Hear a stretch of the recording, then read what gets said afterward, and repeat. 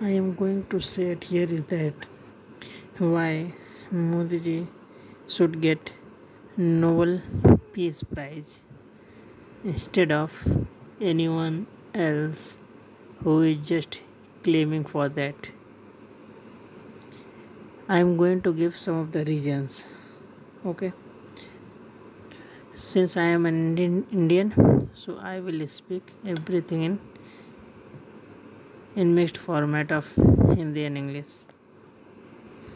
पहला रीज़न ये है कि जब कोविड का समय था तो पूरे वर्ल्ड में हमने या इंडिया ने या मोदी जी ने कहेंगे सेम ही चीज़ है। मोदी जी ने क्या किया, वैक्सीन का डिस्ट्रीब्यूशन किया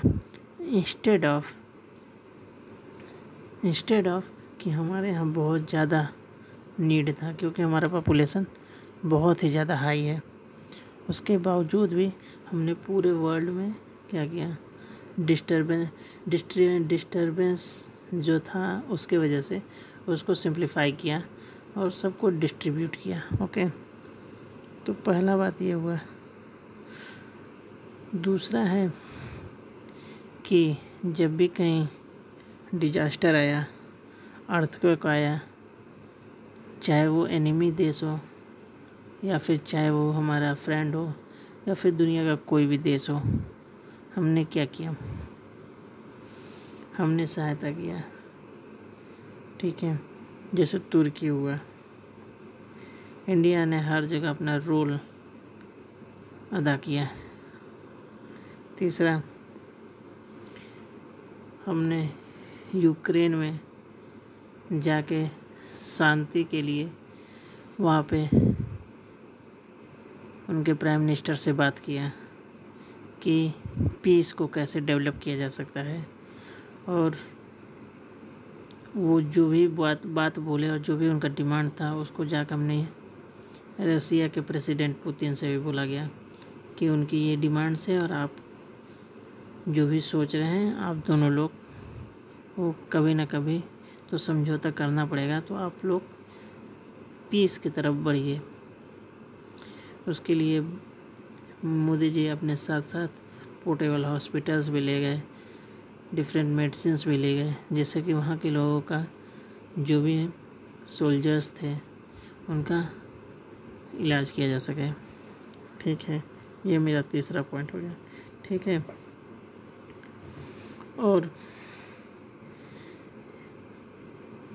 चौथा, या फिर हम चौथा कहेंगे कि हमने हमारे ऊपर ये बात बोला गया कि हम लोग रसिया से ऑयल ख़रीदें, लेकिन भारत ने या मोदी जी ने इस काम को कभी ये नहीं बोला कि हमने ऐसा नहीं किया।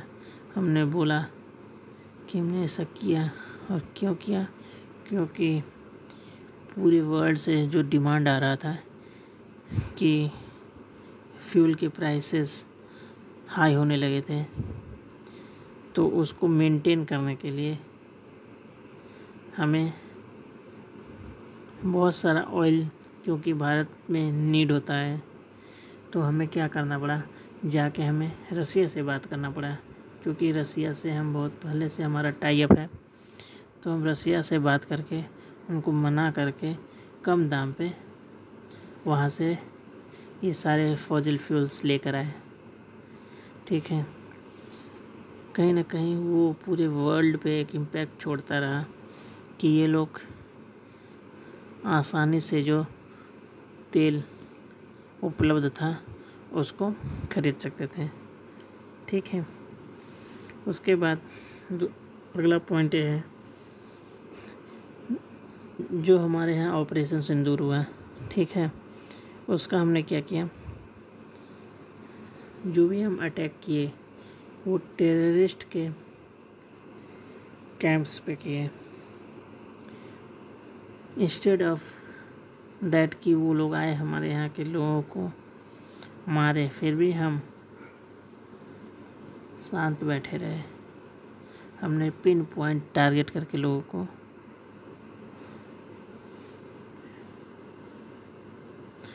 ख़त्म किया जा करके उनके टारगेट्स को। ठीक है। और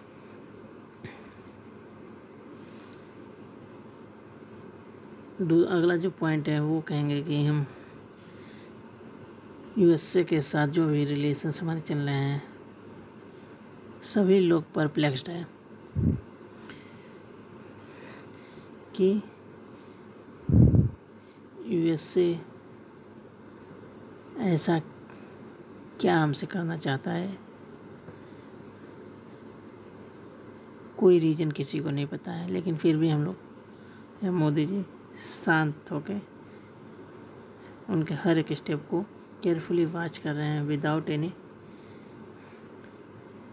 रिस्पॉन्स दिए। ठीक है। और हम अपने नेबरहुड में जैसे चाइना हुआ, उससे भी अपने रिश्ते को बेहतर की तरफ मोदी जी ले जा रहे हैं। तो relation with China is increasing to a new heights. Okay.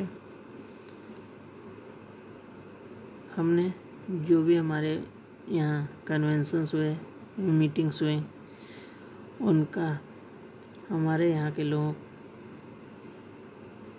बहुत ही बढ़िया से स्वागत किया गया। किसी को बैठा करके सीट पे डांटा नहीं गया।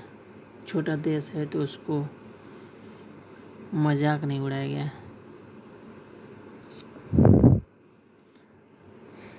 हमने कभी भी वार मॉन्गरिंग नहीं की।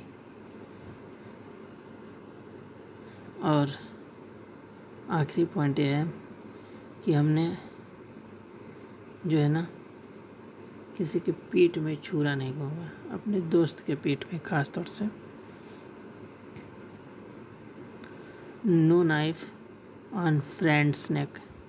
ओके। सबसे इम्पोर्टेंट पॉइंट ये है कि जब आप अपने दोस्त का नहीं हुए तो आप किसका होंगे। ठीक है। तो इसको सभी को देखते हुए हम ये कह सकते हैं कि अगर मोदी जी को